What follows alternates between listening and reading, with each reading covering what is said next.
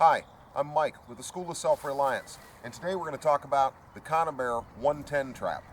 I don't know if you can go ahead and pan in on this. Most of you are probably pretty familiar with the Conibear. Some of you may not be, and for those of you that aren't, that's who we're doing the video for. But one of these traps, as you can see, it's not very large. They fold up and fit in a space about this big. This knife that I'm about to pull out has a 7-inch blade. So you can see the kind of space that you're dealing with.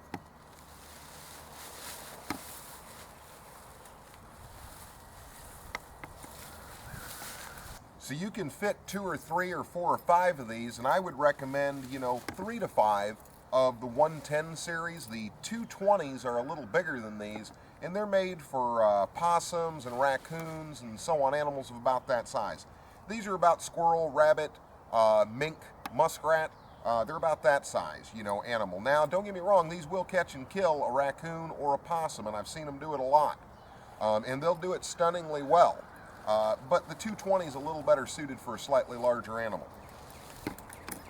Anyway, these traps can bring you just an extreme amount of food in a bad circumstance. So if these are in your bug out or get back bag or just your wilderness bag, these things by themselves are a serious aid in bringing you food.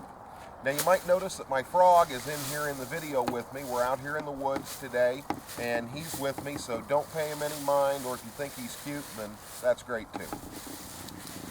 But I'll go ahead and I'll show you how to set this Conibear. Alright, when you're setting this is going to be like this. You just pull it over, okay, and it's the spring that actually causes the trap to function. Get a hold of it, start the trap opening.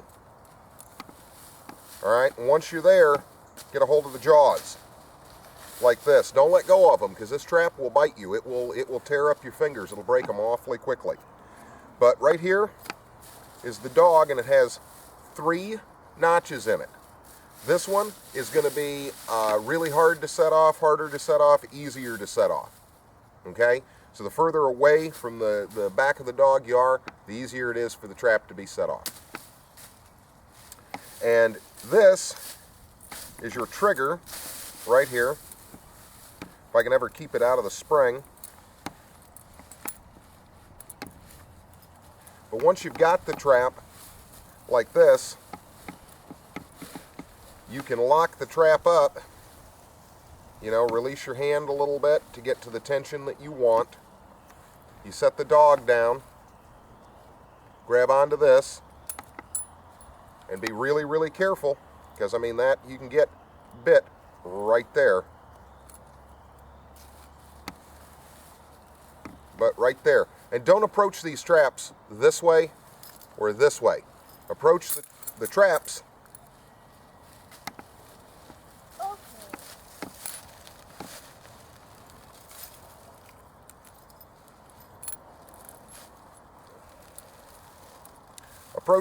from the side. You don't want to get bit by these things. Thank you, son. There we go. But you set the dog in the middle of the trigger. I don't know if you can see that.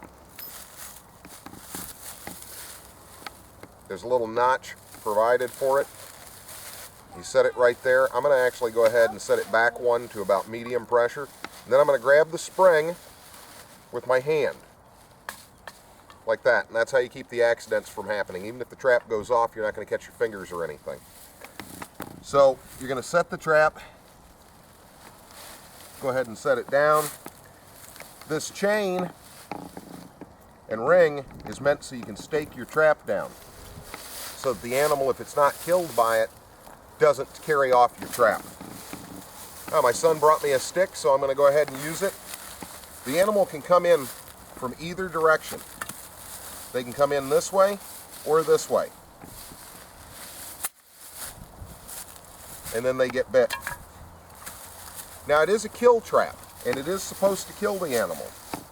And it will 99% of the time. Every once in a while you may find one that didn't get his spine broken, and he may still be alive. Usually though, if it doesn't break the spine, it will asphyxiate them, because usually it's their head that gets caught in here, you know, right behind the neck, or right behind the head at the neck level, or maybe a little further back. And if it's a little further back, those are usually the ones that might survive a little while. But usually not, especially if it's not an old conibear. If it's a new one, they're usually dead right there. They go kind of quick, so I'll go ahead and I'll just set it off again for you so you see how it works. I'll come in from the other side.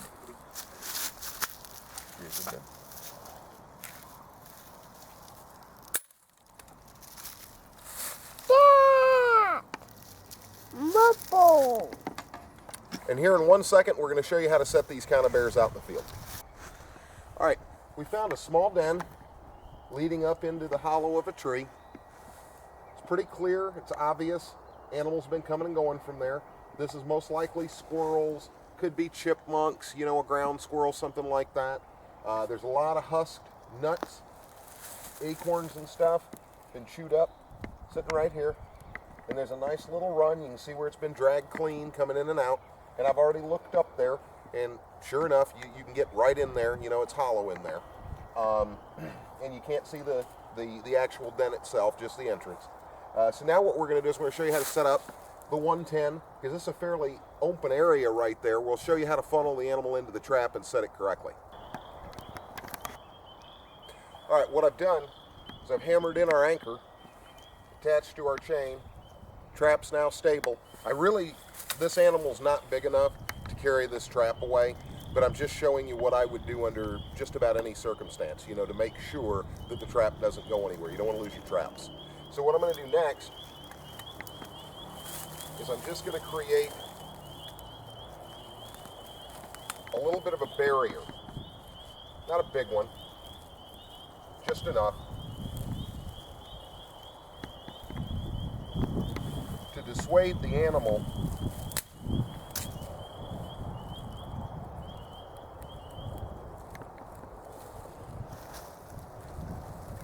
from wanting to come around the trap.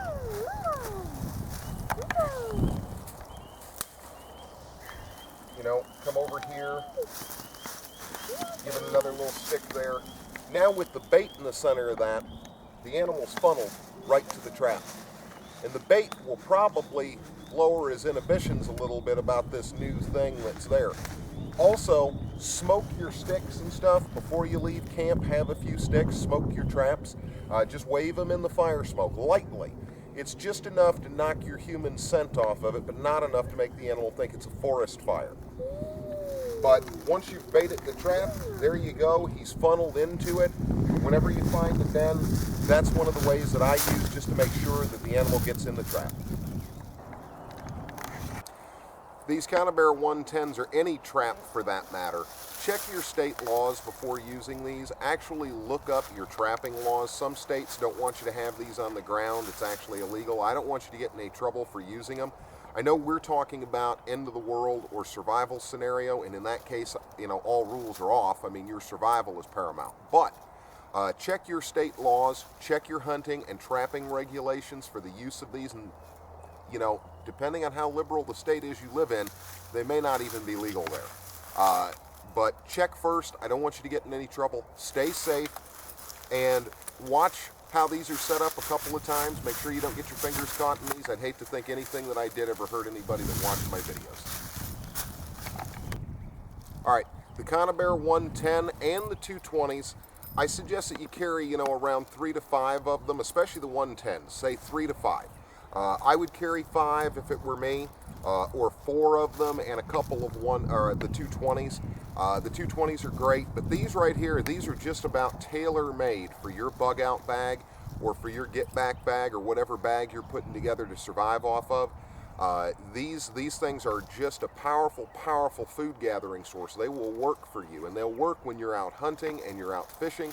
If you combine these with yo-yo fishing reels, military speed hooks that can fish for you while you're out hunting and gathering wild edibles, then you've got these out working at the same time. You've got multiple avenues to get game.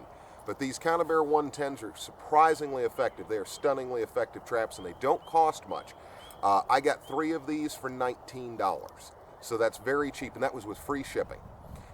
There's a lot of places you can get them online, and eBay seems to have them too. Very cheap, very inexpensive. The 220s don't cost much, so add some of these to your kit. They do not weigh hardly anything, and they're like a grocery store for you. Again, I'm Mike with the School of Self-Reliance. If you like what we do, like us on Facebook, share our videos, watch our videos. Thanks for watching this one.